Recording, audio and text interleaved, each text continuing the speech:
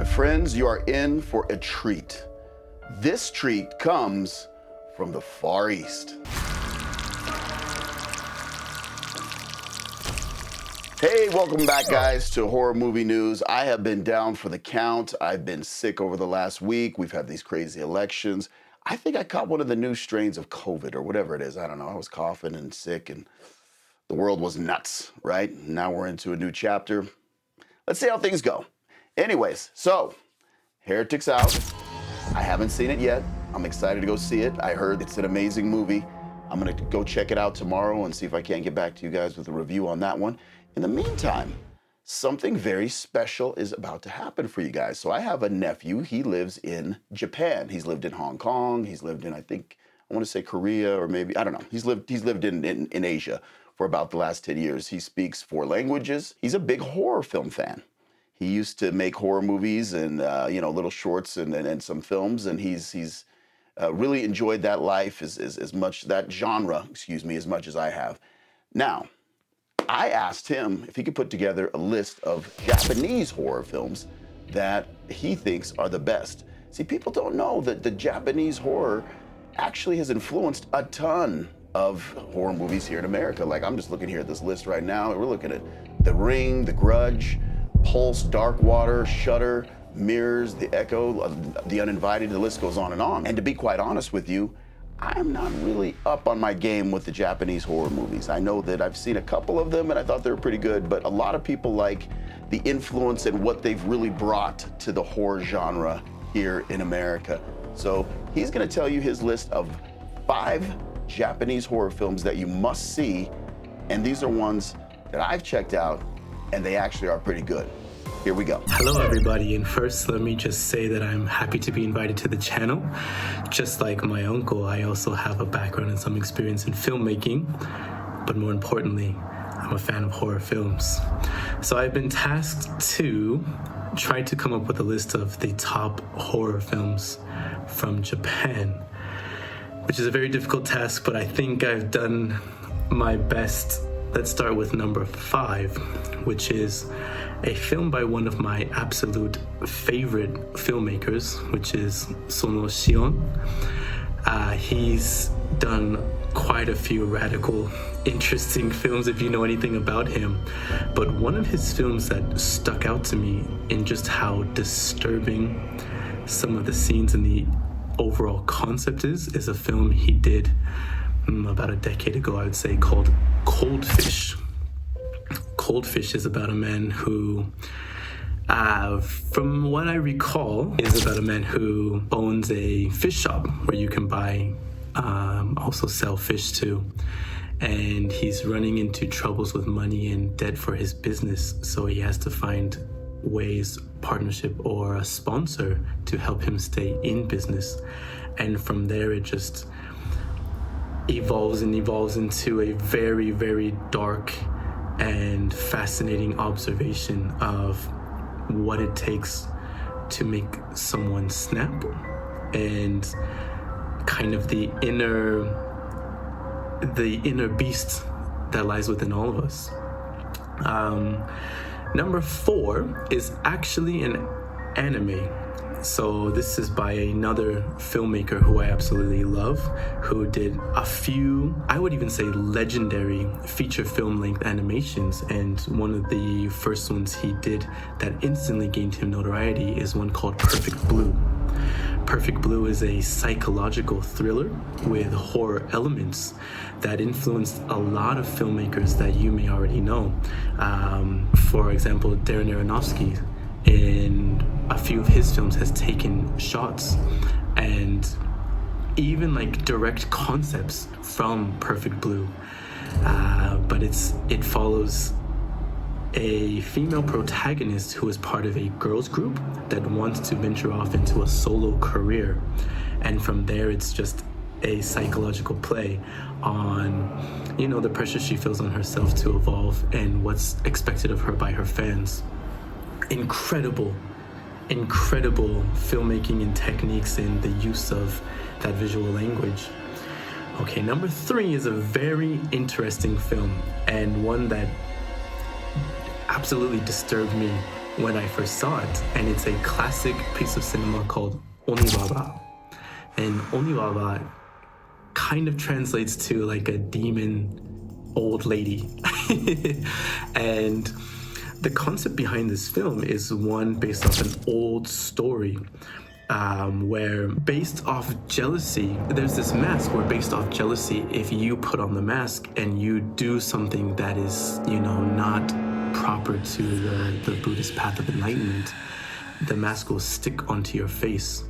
And when you pull it off, it will disform you because it takes pieces of your skin, right? It peels that layer of skin off as you take the mask off. And this is a very fascinating film set in a feudal Japan about a warring time where a now widow and the mother of her husband are trying to survive by kind of murdering and taking from passing ronin, right, which is samurai who will no longer have a master. And eventually her husband's partner who fought in the battle comes back and explains what happened to him.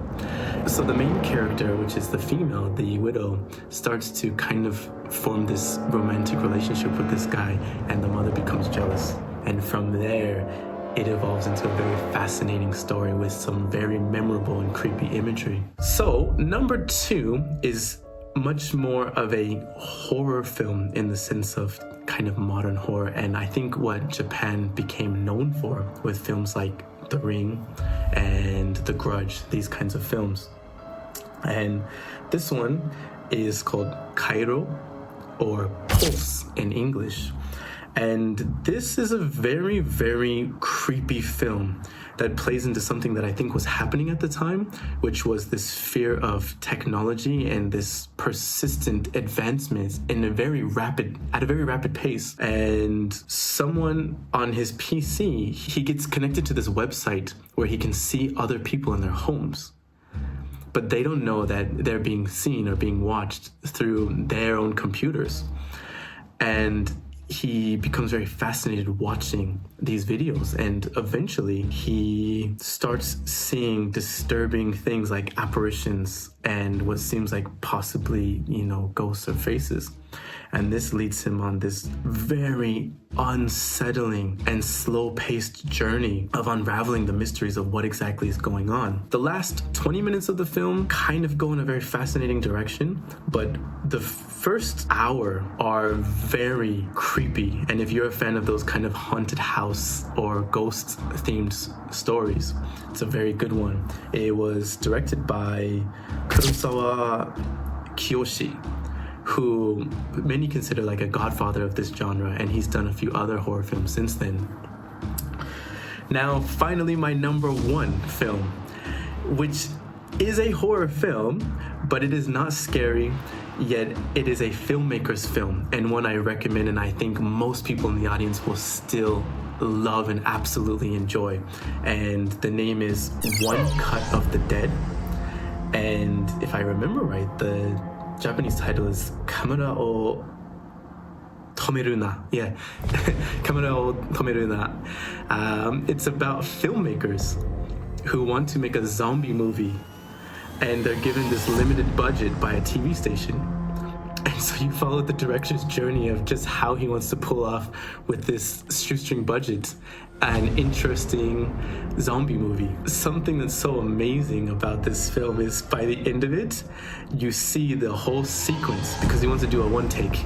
You see the whole sequence being done from the perspective of watching the filmmakers make it. It is a very interesting film, and I think it's probably my personal favorite of a horror film coming out of Japan. So that's my list, that's my top 5. It was very difficult because there are a lot of honorable mentions. Like I mentioned, Ringu, right? The Ring. That one is very famous. I'm sure many of you know it. Nakata Hideo, who was the director of that, also did one called Dark Water.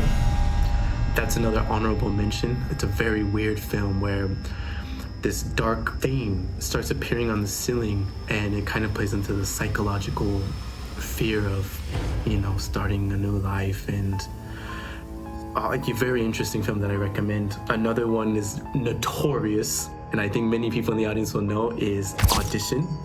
And that's a Miike film. Miike is a radical filmmaker who has made some crazy cinema, and people who know his name will know exactly what I'm talking about.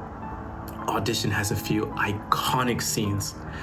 One is a foreground background shot with a bag in the background, sort of like my background. It's sort of like this setup right now. And yeah, I won't say too much about that shot. If you haven't seen that film, please watch Audition.